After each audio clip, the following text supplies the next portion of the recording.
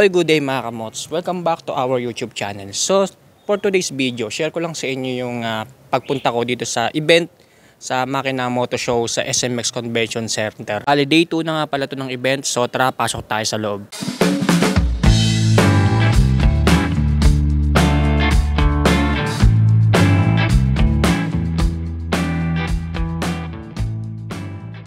At bago nga ako makapasok sa mismong main entrance, nakita ko pa nga dito yung pasimuno ng event na ito ay walang iba kundi si Sir Zack ng Makina. Ayan, so long hair na si Sir Zack, no? Ayan, so siya pa lang may pasimuno nitong event na to na Makina Moto Show Expo sa mga nagdaang taon until now, 2025. Ayan, so salute kay Sir. So ayan, bali pasok na tayo sa loob mga kamots para masimulan na natin pag-shoot sa mga bagong motorsiklo na labas coming from the other brands here at the Philippines. So maraming tao sa loob mga kamots, no? So dito pa lang mga kamots, talaga naman masasabi na natin na talagang marami pa rin tumatangkilis sa mga motorcycle industries. So ito na nga, simulan na natin dito sa Suzuki. So may mga bagong labas na motor si Suzuki.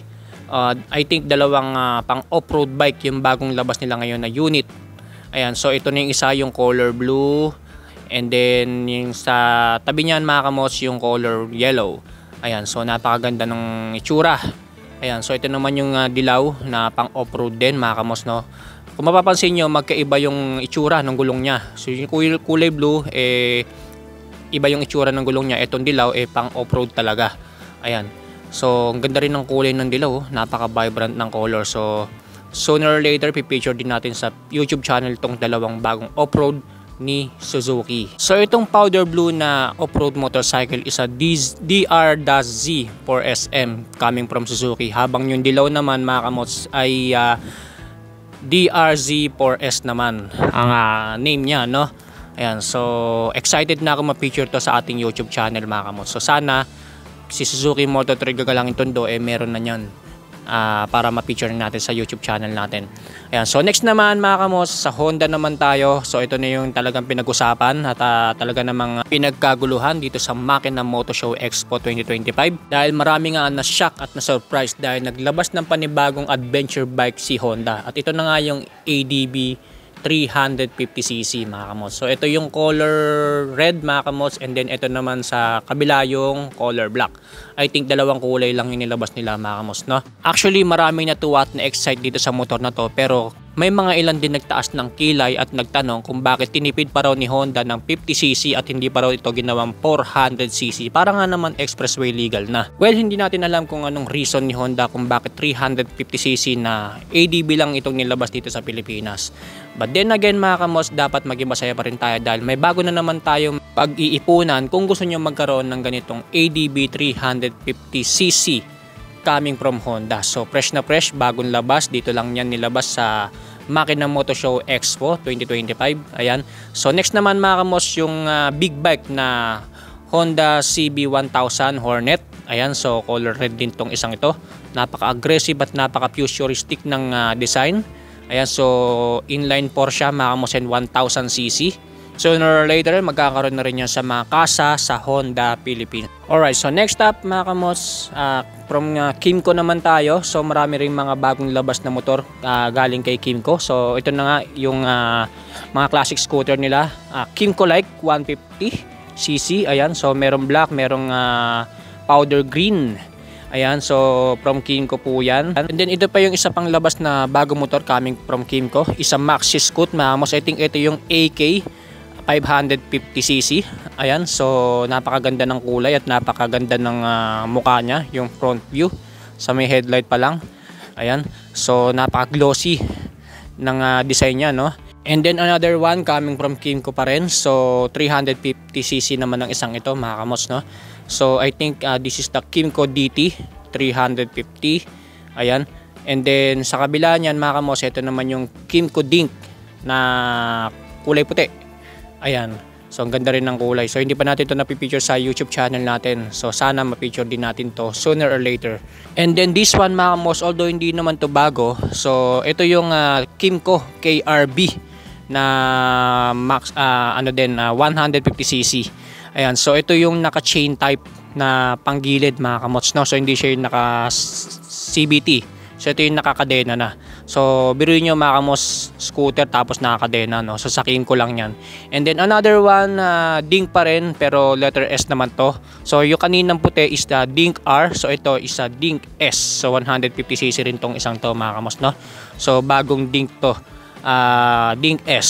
Ayan, so ang ganda ng kulay nyo, color gray na glossy gray. And then yung caliper nyo kulay pula, pansinin, napakaganda. Alright, next up mga kamos, from Bristol Motorcycles. So ayan, napapanood nyo na yung mga na-feature natin mga motor coming from Bristol, which is yung Sontes series.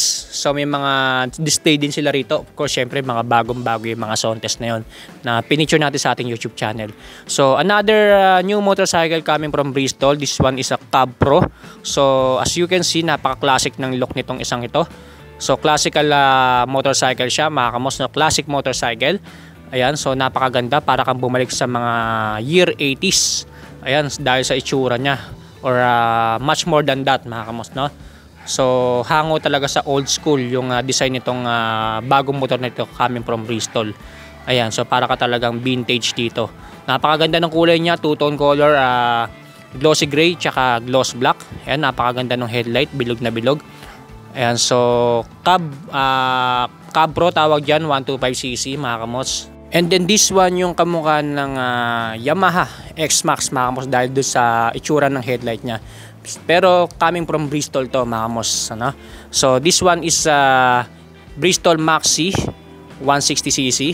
Ayan, so yan yung specs niya. And napakaganda rin ng itsura at ng color ng isang ito mga kamos, no? Ayan, so another scooter coming from Bristol, of course. And then hopefully soon ma-feature din natin to sa ating YouTube channel, itong bagong Maxi 160 coming from Bristol. Ayan, so habang nag-iikot nga ako dito mga kamos, nakita ko nga dito si Rides with Daniela, si Sir Red Sweet Potato. Sila yung mga Bristol Elites na tinatawag mga kamos, mga ambassadors ng Bristol. Ayan. So, dito na tayo sa Sontes, mga kamos. Gaya na sinabi ko sa inyo kanina, may mga display sila ng Sontes series dito. So, ito na lang yung hindi pa natin na-feature sa ating YouTube channel among all the Sontes, mga kamos, no? So, lahat na-feature na natin, maliban na lang sa isang to na kakaiba ang itsura. So, this one is a Sontes 400M. Ayan. So, yan yung specs niya, mga kamos, and then features. So, ito na lang yung hindi ka pa na-feature sa ating YouTube channel. And hopefully, magkaroon na ng stock si Bristol Caloocan nito, para matapos na natin yung Sontes series natin at makompleto na natin sila. Ayan, so napakaganda ng kulay nito mga kamos, sa neon green ng pagkakakulay niya. Ayan, napakaganda rin at napaka-futuristic ng design. Coming from Bristol po yan mga kamos, under Sontes series. Then ito naman yung Sontes 400E na na-feature na natin sa ating YouTube channel. And then 700F, yung 700cc na kamakailan lang yung upload natin sa ating YouTube channel. So sa mga hindi pa nakakapanood niyan, panoorin nyo na lang kung anong features meron isang itong Bristol Sontes 700F. And then this one is a 400D coming from Bristol pa rin. So lahat ng Sontes mga kamos naka-display ngayon dyan sa Makina Moto Show, kasi mga bagong-bago pa yan under Bristol Motorcycles. And then ito naman yung Sontes 400G na ADB style mga kamos. Yan. So may mga nag-i-inquire ng motor na yan. So color gray po yung naka-display dyan sa Makina Moto Show. And then next stop sa Euro Motor naman tayo mga kamos. So ito, never pa ako nag-feature nito sa YouTube channel natin, and hopefully sana ma-feature na natin to sooner or later sa ating YouTube channel. So meron bagong labas si Euro Motors mga kamos, which is ADB style din, or adventure scooter bike. Ayan, so yan yung Falcon 180i coming from Euro Motors. So napakaganda rin ng design and kakaiba rin. So naka ABS na nga po pala yan mga kamots, no? So this one is a color white. Ayan, so napakaganda ng design, no? Kakaiba, tapos para siyang may tuka. Ayan, so coming from Euro Motors po yan. And then another motorcycle coming from Euro Motors. Ito kamukha nung Aerox B2 ng Yamaha. This is Euro Griffin 160cc. Okay, next, so motorcycles naman tayo coming from Lambretta, Philippines. Ayan, so sa mga Lambretta lovers dyan, sa mga old school scooter lovers dyan, coming from Lambretta. Ayan, so meron sila mga bagong labas na kulay ng Lambretta rito. Ayan, so Lambretta old school scooters. Ayan, so may orange black na color. And then green, I think army green ba to? Army green ng kulay. Ayan, and then next FKM mga kamots, FKM Philippines. So sa may mga bagong labas din si FKM na dinala dito sa Makina Moto Show para makita natin. So this one is a ADB style. Ayan, so ADB Ultimate ang tawag dyan mga kamots, no? So ang ganda, color gray ang kulay. Tapos next naman mga kamots is ADB 180 coming from FKM pa rin. So puro mga ADB yung mga bagong labas nila ngayon, no? Kaya naman talaga naman mapapawaw ka. So ito is may built-in camera na rin. So hindi mo na kailangan magkabit pa ng another camera from this one, from FKM. This is ADB 180cc. So naka-rim siya and then naka-rayos, no? And then another scooter from FKM which is Slick 400cc. So expressway legal din ng isang ito mga kamos, no?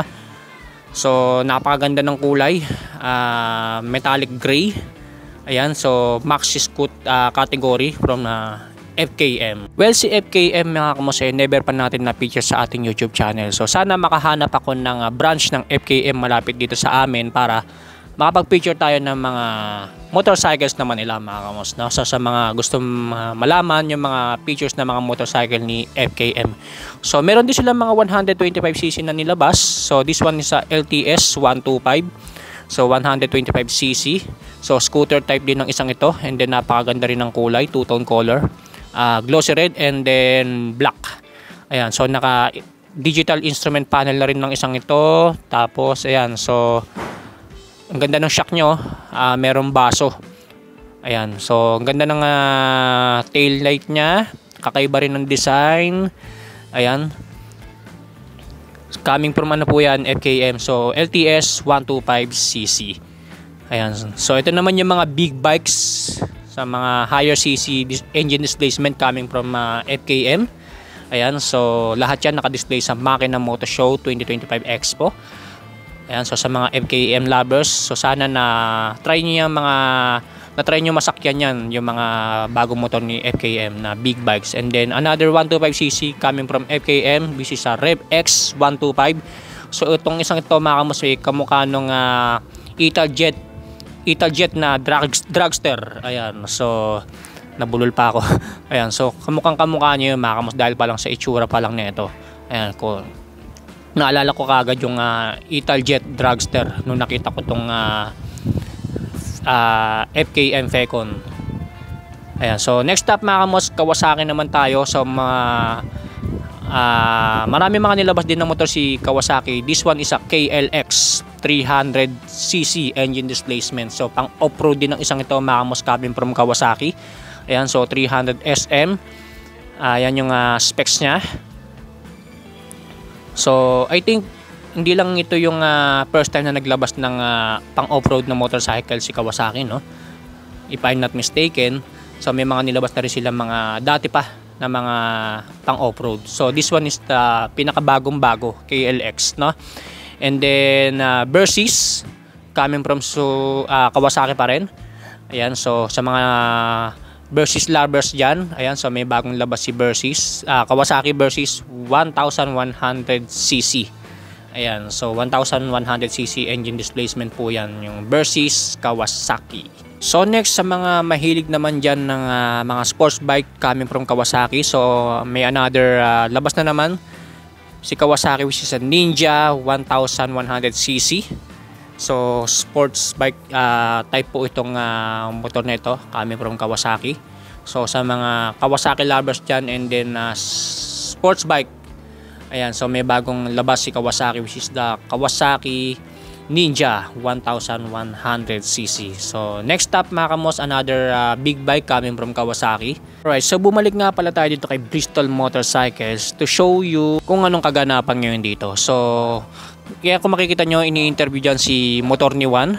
Ayan, so isa rin siya sa mga Bristol Elites. So bukod kay Red Sweet Potato at kay Rides with Daniela, nandyan din si Motor ni Juan and then si Mau Manikis na kapatid ni Motodeck. So apat silang tinatawag na Bristol Elites which is Sila yung mga brand ambassador ng Bristol. Ayan. Si Mama Nikis na yung nagsasalita, and then ini-explain niya yung mga yung motor na experience niya na coming from Bristol, which is the ATR 160. Ayan. So bali sinasabi niya diyan yung mga experience niya, and then sunod naman na in-interview si Sir Red Sweet Potato, of course. Ayan. So tinanong din siya kung ano yung riding experience niya with the Bristol motorcycles, no? Bago nga matapos ang program, pinakilala ulit sila ng host, sina si Ma'am Kai, asawa ni Sir Sac Lucero, as a Bristol Elites o brand ambassador ng Bristol Motorcycles. So after that, mga kamos, after niya ng program na yan, nagpa-games pa si Bristol Motorcycles at sumali tayo dyan at nanalo pa tayo ng prize. After nga ng program sa Bristol, nagtuloy na tayo sa pag-iikot dito, at dito nga nakita ko, mga kamos, may mga display din pala ng mga bagong electric scooters naman coming from Segway. So Segway, hindi ko pa kilala tong brand na to, mga kamos, no? Pero napakaganda rin ng mga naka-display nila dito ng mga electric scooter, and surprisingly, itong scooter na to equipped na rin ng ABS pala, no? Ayan, kung makikita nyo sa fender nya. And then this one is a gloss black. Ayan, so E125 ang tawag dyan, mga kamos. Pero electric scooter tong mga naka-display na to coming from Segway. Ang ganda ng instrument panel nya, naka fully digital na siya. And then napaka plain lang, and napaka neat lang ng itsura nitong electric scooter na to, no? Coming from Segway. Ayan, so this one is a color white. Ayan, so marami pa silang mga naka-display dyan na kulay. Alright, so fast forward tayo. So sa patuloy na pag-iikot ko, nadaan ako nga itong si Jet Li dito sa isang booth dito sa Makina Moto Show, no? So may mga nagpapapicture sa kanya. Ayan, so syempre galing from Davao pa yan, si Miss Jet Li.